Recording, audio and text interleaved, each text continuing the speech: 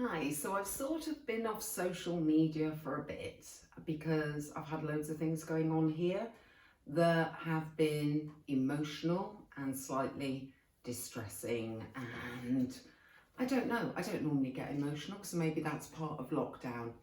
And it got me thinking what we don't need in lockdown.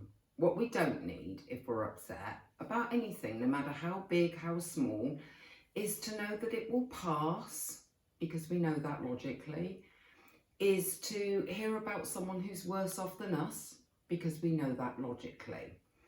Ultimately, human beings have their own problems, their own thoughts, their own feelings, and they should be allowed to have those, not be told to be grateful all the time, or to work out, or to watch their nutrition, or what are they doing with the extra time they've got, if they've even got extra time, because this lockdown is slightly different to the last, and the last, if you had kids, didn't give you extra time, it gave you more stress.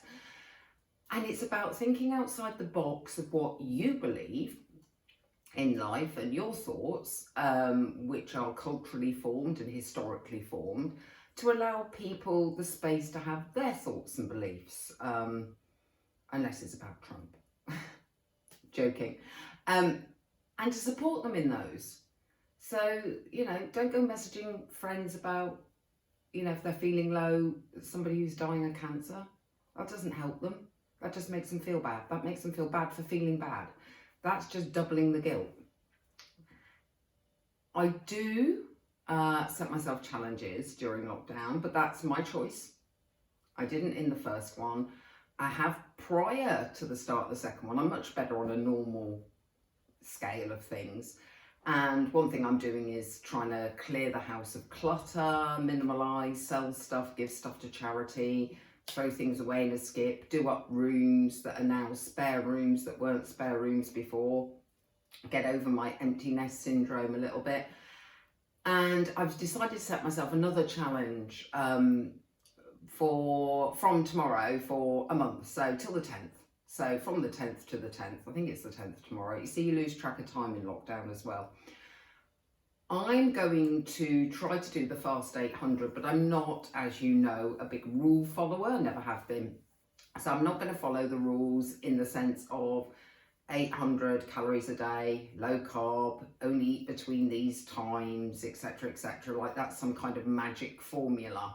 It isn't. To me, it's all about calories in, calories out. Low carb, high carb, doesn't really matter. Times a day doesn't really matter. It's to do with the actual total calories. And the rest may help you stick to those calories, or they may not. So I'm going to give it a go, but I'm probably ditching the time restrictions and also the carb restrictions.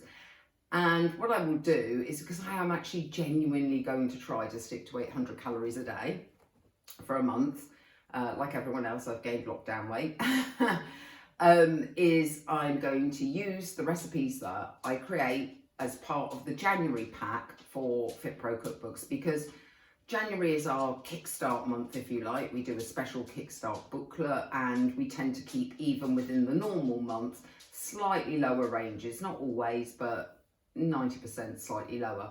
So I'll be using those, and what I'm going to do to keep myself going is I'm going to do a weekly update, let you know the weight loss, etc., etc., show you some of the food I've made, get me back in the kitchen cooking a bit, because I've been a bit slummy about that too, and just generally update you on how this new lockdown's going for me.